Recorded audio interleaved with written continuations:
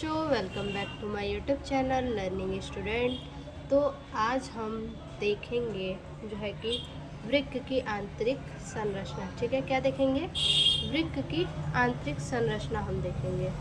ठीक है, कि वृक्क के अंदर की आंतरिक संरचना किस प्रकार से होती है। ठीक है, वृक्क के अंदर की जो संरचना होती है, यानी किडनी के अंदर की जो संरचना होती है वह कैसी होती है। ठीक है, देखिए, वृक्क के भीतरी धंसे हुए किनारे के मध्य में एक कप के समान खोखली संरचना होती है। ठीक है, क्या कह रहा है?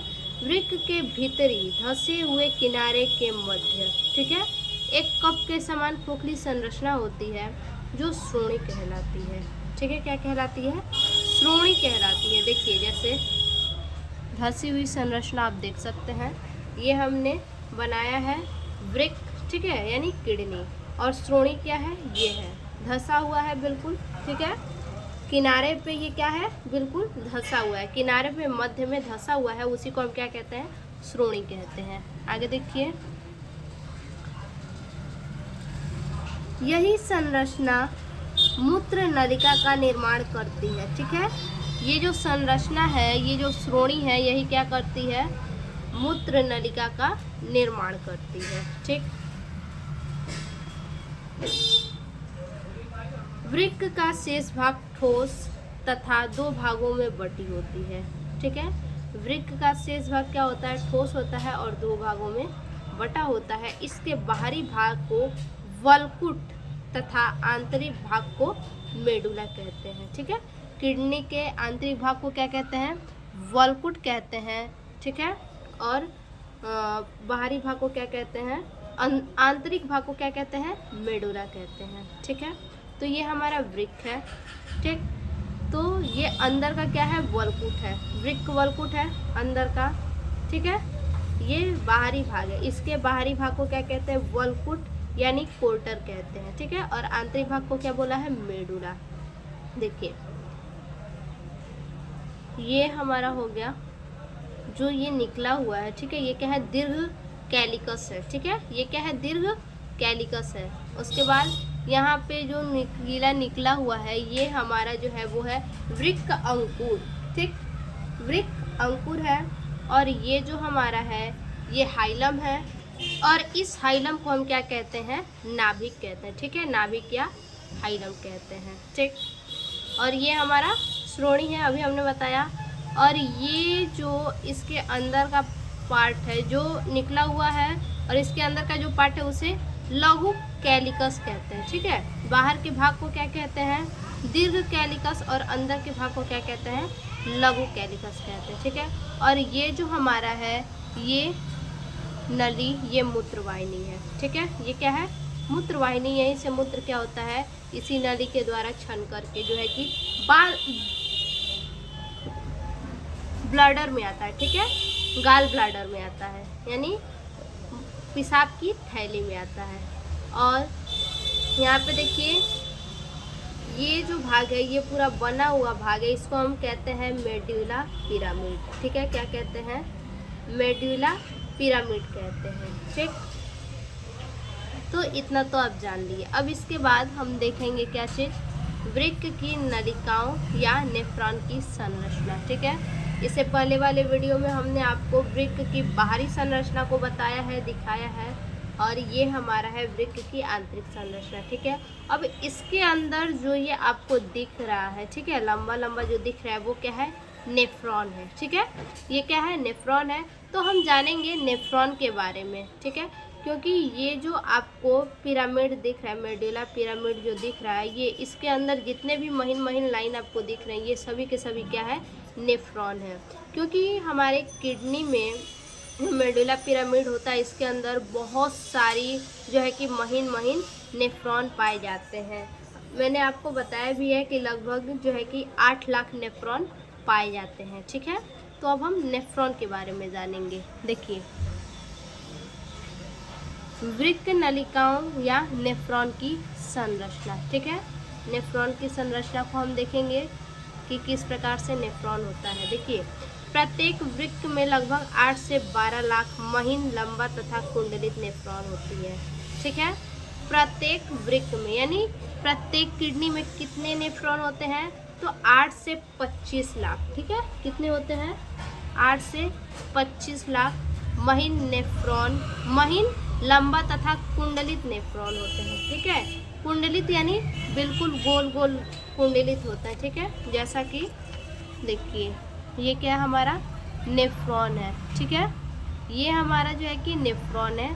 सेम इसी तरह से जो है कि ये आपको रेसा रेसा जो इसमें आपको दिख रहा था, देखिए ये जो आपको रेसा रेसा दिख रहा था, ये क्या है?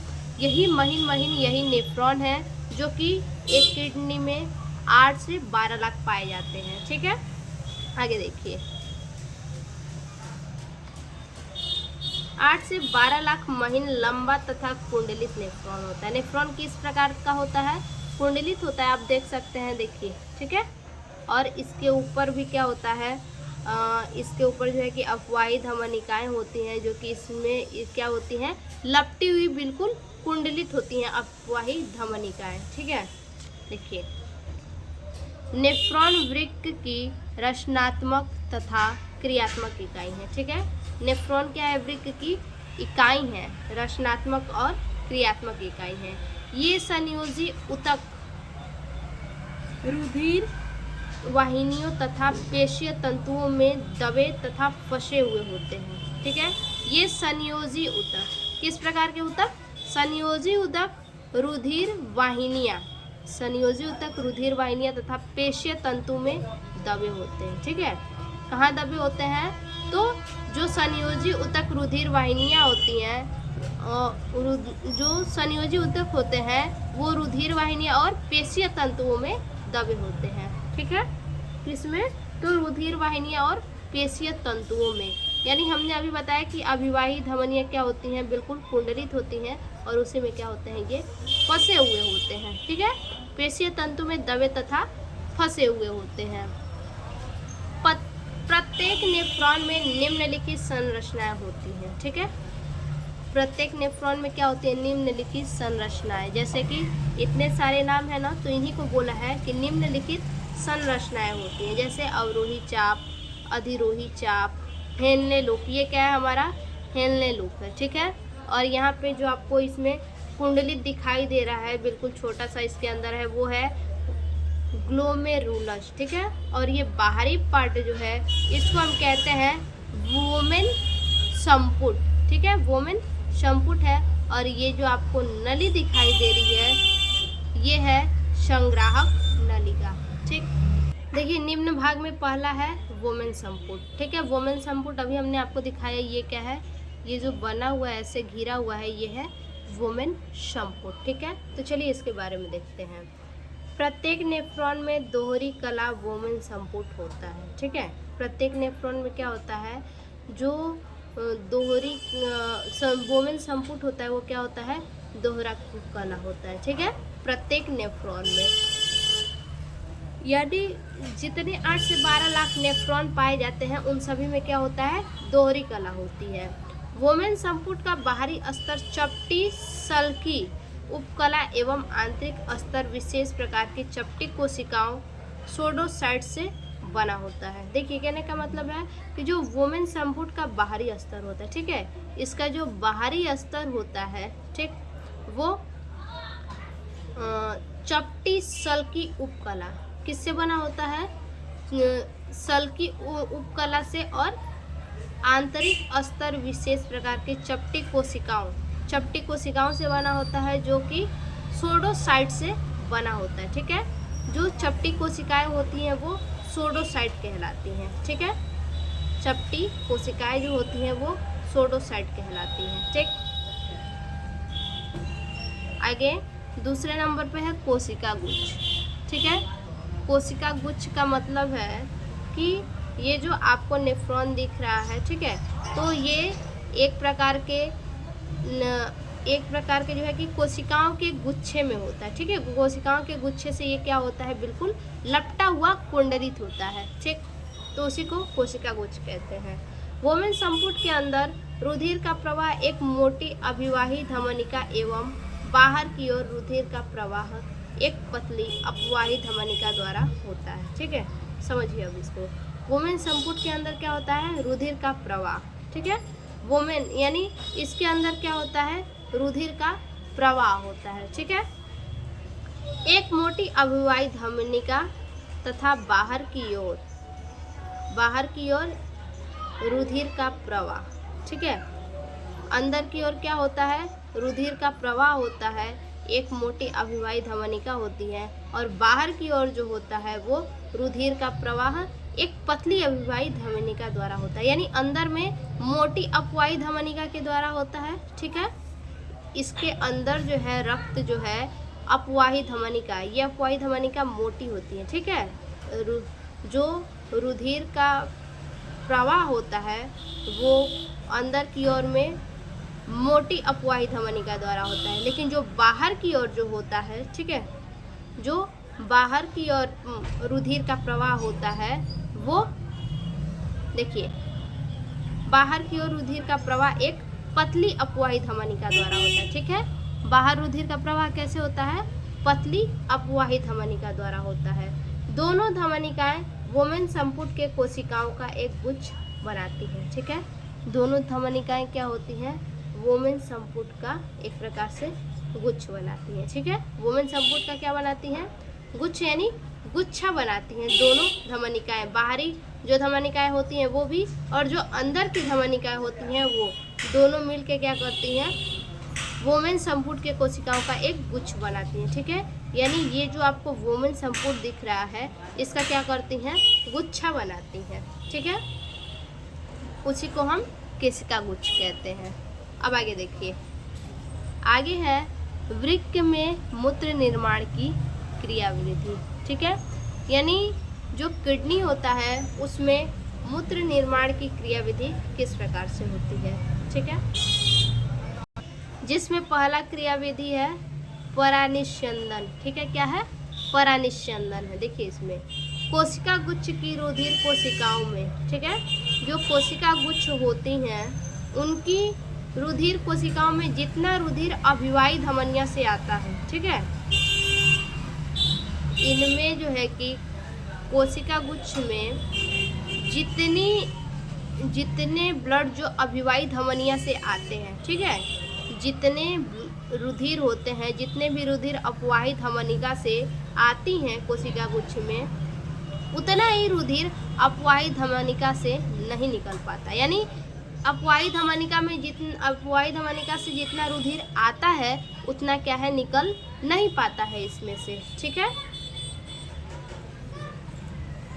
इसके फलस्वरूप केशिका गुच्छ की रुधिर कोशिकाओं में रुधिर का दाब बढ़ जाता है, ठीक है। इसके फलस्वरूप क्या होता है कि केशिका गुच्छ में, जो केशिका गुच्छ होते हैं उसकी रुधिर कोशिकाओं में रुधिर का दाब बढ़ जाता है, ठीक है।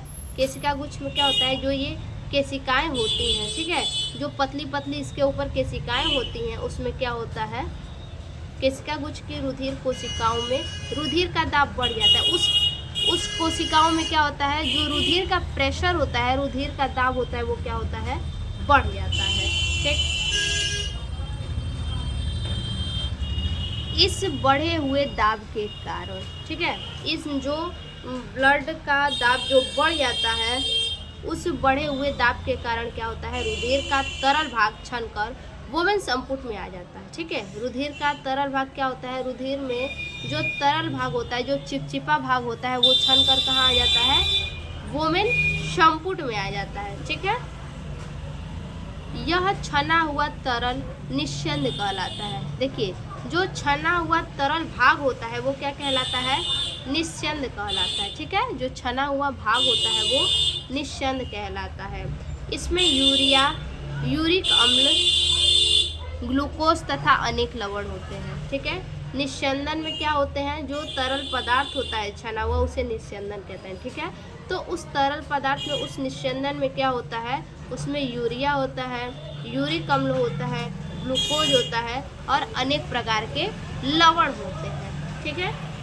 देखिए आगे है वृक्क के कार्य, ठीक है। किडनी के क्या क्या कार्य हैं उसको देख लीजिए। देखिए पहला कार्य है, ये उपापचयी नाइट्रोजनी अपशिष्ट पदार्थ जैसे यूरिया को द्रव अवस्था में शरीर से बाहर निकालने का कार्य करते हैं, ठीक है। उपापचयी नाइट्रोजनी अपशिष्ट पदार्थ। जैसे अपशिष्ट पदार्थ क्या होता है, हमने आपको बता दिया है कि अपशिष्ट पदार्थ जो अनपचे भोजन जैसे हो गए, ठीक है, अनपचे भोजन ये सब क्या है, अपशिष्ट पदार्थ है, ठीक है। तो ये बोल रहा है कि अपशिष्ट पदार्थ जैसे यूरिया, ठीक है, अपशिष्ट पदार्थ में क्या आ गया, यूरिया भी आ गया आपका, ठीक है। उसके बाद पसीना भी है, बलगम भी है, ये सब क्या है, अपशिष्ट पदार्थ है, यानी फालतू जो चीज़ है, ठीक है। तो ये उपापचयी नाइट्रोजनी अपशिष्ट पदार्थ जैसे यूरिया को द्रव अवस्था में, ठीक है, यूरिया को क्या करता है, द्रव अवस्था में शरीर से बाहर निकालने का कार्य करता है। यूरिया को क्या करता है, द्रव अवस्था में चेंज कर देता है, ठीक है, और उसको शरीर से बाहर निकालने का कार्य करता है कौन, किडनी, ठीक है। जो शरीर से बाहर निकालने का कार्य करता है, जैसे क्या है, वो जो यूरिया को चेंज करता है वो पेशाब बनता है, ठीक है। आगे देखिए, वृक्क अतिरिक्त पोषण पदार्थों का ऊतक द्रव्य में निष्कासन करता है। वृक्क क्या करता है, अतिरिक्त जो पोषक पदार्थ होते हैं, ठीक है, उनका जो एक्स्ट्रा में पोषक पदार्थ होते हैं उनका ऊतक द्रव में निष्कासन करता है, ठीक है।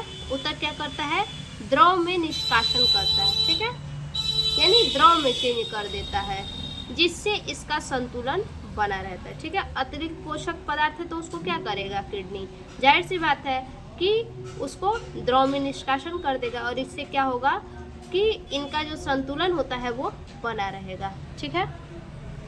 तीसरे नंबर पे है,